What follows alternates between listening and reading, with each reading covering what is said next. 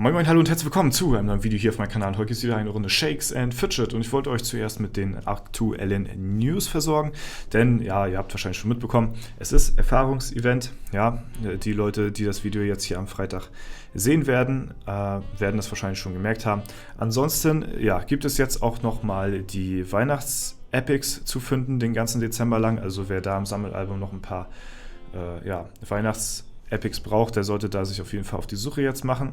Ne? Und sollte vielleicht in der Ehrenhalle mal schauen, ob er den einen oder anderen abfarmen kann oder blättert halt selbst ein bisschen oder hat vielleicht ein bisschen Glück mit den Epics. Ansonsten gibt es noch die Winterpets, ja, da sollte man auch drauf achten, dass man die in der Zeit bekommt. Wenn ihr ganz normal mal eure Alu spielt, dann solltet ihr die auch bekommen. Vielleicht achtet ihr hier und da mal drauf, falls ihr nicht so viel Glück habt, aber in der Zeit sollte das eigentlich machbar sein, alle Pets zu bekommen. Also ansonsten, jetzt nochmal ganz wichtig, nochmal mein Hinweis auf das Achievement, für die Leute, die es noch nicht haben. Ich habe es auf vielen Servern, glaube ich, auch noch nicht, ich weiß es gar nicht, oder ich glaube auf 2 oder auf 1, ich bin mir jetzt gar nicht sicher. Auf jeden Fall muss ich dann nachher auch mal nachschauen, und zwar das St. Nikolaus Achievement, ne? Das sollte man auf jeden Fall auch wahrnehmen, dass man das bekommt, ansonsten müsst ihr wieder ein ganzes Jahr lang warten, ne? Und das ist natürlich ziemlich ärgerlich und ja, da solltet ihr auf jeden Fall darauf Acht geben, dass ihr das richtig anstellt. Denn am 6. Dezember ist ja Nikolaus, ne? Und ihr solltet es so machen, dass ihr irgendwann am 5. Dezember möglichst vor 0 Uhr eure Schuhe, ne, ganz normal aus dem Inventar packt, so, ne? Und wenn es dann 0 Uhr ist, 0 Uhr 1, irgendwann der 6., dann solltet ihr das Achievement bekommen, ja. Also am 5., irgendwann am 5., wenn ihr eure Alu alles fertig habt, dann zieht ihr eure Schuhe aus und, oh, Entschuldigung, trockenen Hals irgendwie heute hier. Ja, und am 6. solltet ihr dann das Achievement haben. Also es ist nur wichtig, dass ihr über Nacht die Schuhe ausgezogen habt, sonst bekommt ihr das Achievement nicht. Ich muss selbst mal gucken, wie es bei mir aussieht. Ja, also hier bin ich noch gerade beim Türenöffner hier noch und das Achievement hier habe ich es noch nicht. Nikolaus, habe am 6. Dezember um 0 Uhr 1 die Schuhe aus, lege sie zum Beispiel ins Inventar. Ja, da solltet ihr drauf Acht geben. Also wie gesagt, morgen am 5. irgendwann ausziehen und am 6. sich dann das Achievement holen. Ich muss mal hier schauen, wie sieht es hier aus.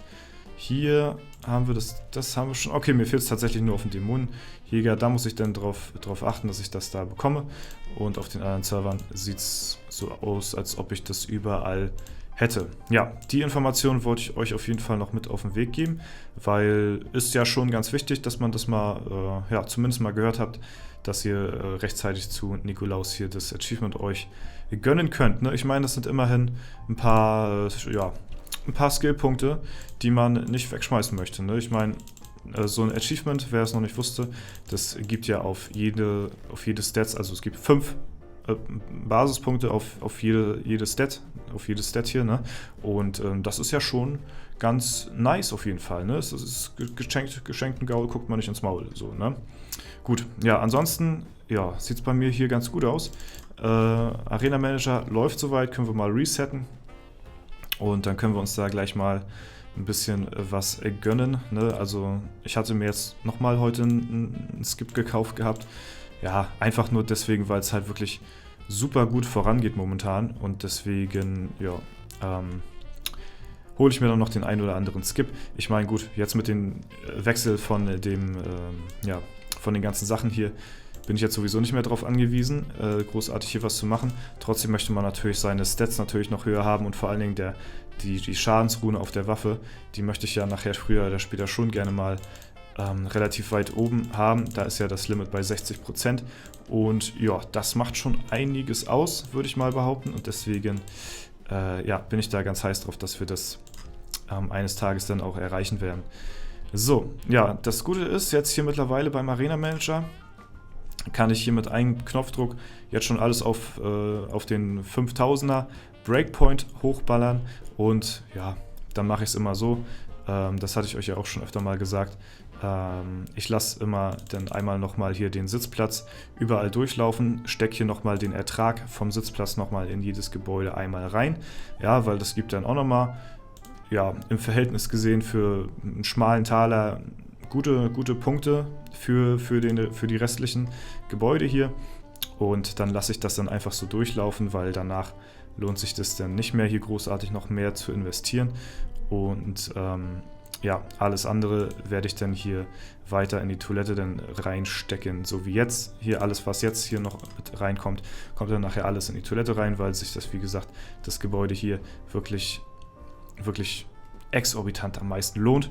Deswegen, ja, stecke ich hier jetzt nichts mehr weiter rein. Hier haben wir ein bisschen Boost bekommen. Ja, bin jetzt schon hier bei 6.400, jetzt schon mit einmal Toilette rein, einmal hier Sitzplatz reingesteckt, dann bin ich hier schon bei 6.4. Das ist ganz nice. Und ja, freut mich auf jeden Fall, dass das da einigermaßen schnell vorangeht. Wo es nicht schnell vorangeht, ist es hier beim Cebu PL. Ja, bei den Gegnern hänge ich hier immer noch. Und das ist natürlich eine ziemliche Belastung hier jetzt für mich an der Stelle, weil, ja, weiß ich nicht, ich komme halt einfach nicht weiter so hier, ne. Es ist schade, aber ja, machst du nix. Ich habe auf jeden Fall Zeit. Mich jagt keiner und ja, werde da jetzt auch auf Teufel komm raus da nicht ein paar unnötige Versuche reinknallen, nur um den dann hier, ja, keine Ahnung, ey, was ist das denn? Ich hatte doch den ausgewählt hier. Nur um dann eine Stufe weiter zu sein im YouTuber-Dungeon, ja, das ist mir dann auch zu doof irgendwie, muss ich dann sagen, warte ich immer noch auf den Free-Try. Wo ich tatsächlich mal Lust hätte, ein paar Tries reinzustecken, ist tatsächlich, ich weiß nicht, ich glaube in Hemoridor war das hier, ne? Das war, glaube ich, der Gegner, der am nächsten gehen würde. Hier rastet schon wieder irgendjemand aus. Hier, der Dämonenjäger. Hier muss ich das mal... So, gut, jetzt nervt er nicht mehr. Ja, die Athene hier, die wird... Habe ich Dings an? Ja. Die Athene wird wahrscheinlich nix in nächster Zeit. Sehr viel Leben, ja, 6 Milliarden an der Zahl ist auf jeden Fall ordentlich was.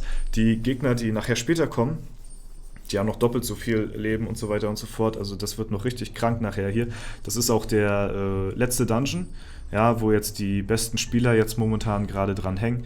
Also das ist der Olymp hier ist der schwerste Dungeon. Das ist der Dungeon, den man als letztes abschließen wird. Ne, wenn man denn mal irgendwann soweit ist. Alle Dungeons hat man bis dahin denn schon fertig. YouTuber-Dungeon sollte ich eigentlich, ich weiß es nicht, im YouTuber-Dungeon, da sollte ich eigentlich schon längst durch sein. Also das kann ich auch überhaupt nicht nachvollziehen, was die da rumbitschen, die Gegner hier. Also könnte ich aus der Haut fahren, wie die Krallen angreifender Löwen. Ja, die fahren nämlich auch aus der Haut. Ja, und Dauerschleife sollte auf jeden Fall machbar sein. Olymp nicht. Ja, ihr seht ja hier, ich bin schon überall am Schluss hier, was das angeht. Und ja, der Olymp ist dann halt wie gesagt der letzte und die Dauerschleife, wenn man da ein paar Versuche reinsteckt, dann kriegt man den auch eigentlich easy weg. So. Ja, das ist ja hier ein Magiergegner, heißt Kunigunde hat nicht viele Chancen. Der haut relativ viel Schaden raus, ist aber tatsächlich auch relativ machbar. Ich würde ihn jetzt so an zweiter Stelle einstufen, aber ja, davor würde ich tatsächlich noch den Nekromanten bevorzugen. Ihn hier, Stufe 666. Und hier bin ich auch beim letzten. Das ist ja der Surtur, ist auch Endboss hier. Das ist ja der Berserker gewesen mit dieser ekelhaften Waffe, die so einen ekelhaften Soundbug hat. Ja, und der ist auch noch relativ schwer. So, ich meine, ist ein Berserker. Mit ein paar guten Versuchen könnte man tatsächlich den auch besiegen. Allerdings haut er auch relativ viel Schaden raus. Ne? Und wenn er mal so eine Combo raushaut hier, dann ist das natürlich auch nicht so feierbar. Deswegen würde ich tatsächlich sagen, der One-Crittet mich sogar, würde ich tatsächlich sagen, der Endboss hier von diesem Dungeon, der liegt mir am meisten. Und vielleicht werde ich den nochmal in einem folgenden Part nochmal ein bisschen versuchen, ein paar Pilze hier vielleicht reinstecken, ein paar Dungeon-Tries mal ausprobieren gegen ihn hier. Dass wir da nochmal vielleicht eine Folge aufnehmen, wie wir den denn live eventuell schaffen, hier den zur Strecke zu bringen. Na, der, ja, weiß ich nicht, es ist halt ein Krieger, aber ich denke mal, der sollte machbar sein. Obwohl der auch guten Schaden raus hat. Sehr guten Schaden raus, ja, ne? Okay, vielleicht ist er doch nicht so machbar. Ich muss mal gucken. Ja, aber eigentlich hat mir der Gegner hier am meisten zugesagt und ich hatte hier tatsächlich schon Versuche dabei gehabt, wo ich sagen muss, jo, den werden wir jetzt als nächstes hier probieren. Ja, vor den anderen Gegnern. Wie gesagt, den und hier mit dem aus dem Harry Potter Dungeon, die würde ich so so in nächster Zeit tryen. Ne? Obwohl ich hier tatsächlich durch die Kunigunde noch ein bisschen bessere Karten habe, weil die halt gegen ihn ausweichen kann. Ne? Das ist so der einzige Hoffnungsschimmer, den man noch so hat. Hier kann man halt die Fähigkeit von der Kunigunde nochmal gut mit dazu nutzen, aber ja. Ist trotzdem natürlich ein schwerer Gegner, ne? Genau. Ja, aber sind halt die Endbosse denn nachher so, ne? Ist klar, sollen natürlich auch ein bisschen was hermachen. Gut.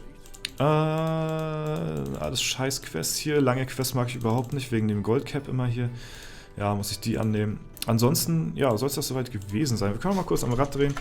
Zack, zack, zack, zack, zack, zack, zack. Dann stecken wir nochmal ein bisschen was im Arena Manager rein, in der Zeit, wo es jetzt hier wieder produziert hat. Zack, bin ich jetzt fast hier auf 6K. Monster nochmal ein bisschen hoch. 6K Toilette hier. Toilette ist noch nicht einmal durchgelaufen. Wenn das Ding durchläuft, dann knallt das richtig nochmal ordentlich rein. Ne? Und ich bin jetzt hier schon wieder bei 14 Quintillion und hatte hier 405 Quintillion geopfert gehabt. Also das geht relativ fix. Wenn die Toilette durchläuft, bin ich hier schon wieder fast. Kann ich eigentlich schon wieder opfern. Das würde sich dann schon wieder lohnen. Ne? Gut, das war's soweit. Ich hoffe, es hat euch gefallen. Falls der Fall sein sollte, lasst gerne eine Bewertung und Kommentar dazu da. Ansonsten wünsche ich euch noch einen super schönen Tag. Vielen Dank fürs Zuschauen. Haut rein und bis zum nächsten Mal.